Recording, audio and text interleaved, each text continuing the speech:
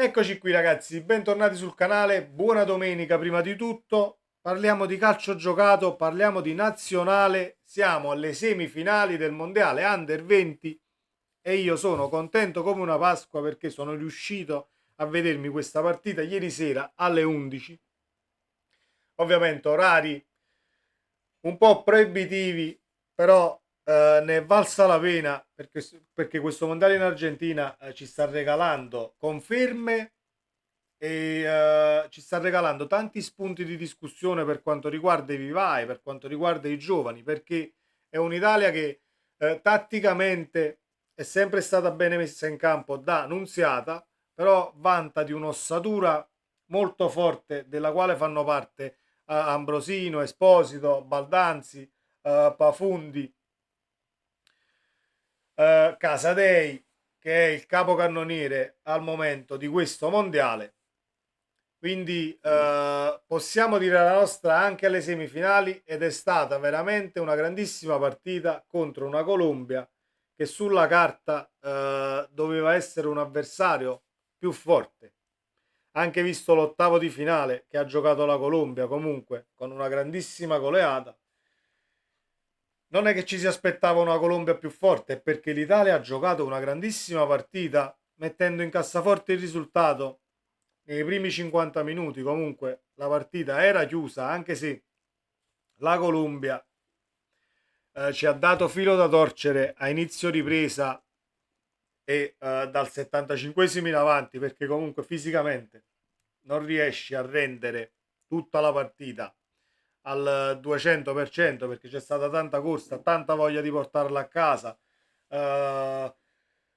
Possiamo tranquillamente contare su tutti questi giovani anche per la nazionale maggiore. Bisogna solo aver coraggio di farli esordire, perché negli altri campionati, nelle altre nazionali, a 20 anni,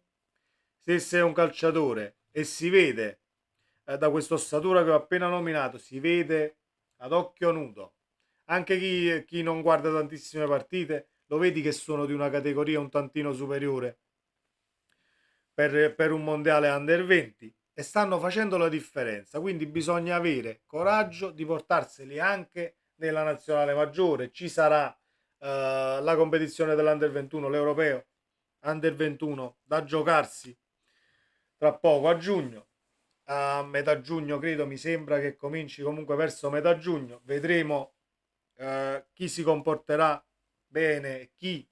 andrà a questo mondiale. Ho letto di Tonali come fuori quota, ovviamente a 23 anni te lo puoi portare, te lo porti al mondiale under 21 e non lo fai giocare la Nations League, secondo me scelta anche azzeccata per dare qualità al centrocampo dell'under 21, perché poi la Nations League è questa competizione un po' fine a se stessa, però non dobbiamo più incappare, diciamo, nell'errore che poi facciamo sempre: i vivai non ci sono, i giovani in Italia non crescono. Ma secondo me i giovani ci sono e l'unico problema è prendersi le responsabilità di fare esordire un 19enne o un 20enne in una nazionale maggiore, perché a questi calciatori va data un'opportunità e lo stanno dimostrando in una competizione mondiale che non è semplice per nessuna squadra, perché a 18 anni, a 20 anni, tutti quanti vogliono vincere, tutti quanti hanno fame, quindi diventano partite così divertenti e belle da vedere che io vi invito ad andarvi a vedere gli highlights. Se non avete seguito questo mondiale, vi invito ad andarvi a vedere gli highlights del cammino dell'Italia finora, perché comunque gol di pregevole fattura, tatticamente e a livello tecnico niente da dire. Identità di gioco, grazie ovviamente a Carmine Nunziata, allenatore di questa Under 20. Però, carta alla mano, c'è il capocannoniere del mondiale, ce l'abbiamo noi. E siamo una nazionale che non arretra di fronte a nessuno. Ecco, ed è una cosa, secondo, è un punto in più che abbiamo a differenza di altre squadre, tipo un Brasile che è uscito, però tecnicamente comunque il Brasile rimane sempre una squadra attrezzata in qualsiasi categoria, e anche quest'anno lo era, però poi ne va la mentalità, ne va l'identità di gioco che può inculcarti un allenatore, quindi dobbiamo solamente applaudire questi ragazzi e il lavoro di Carmine Nunziata, e vedremo chi affronteremo alle semifinali tra Corea e Nigeria, che si giocherà oggi. Però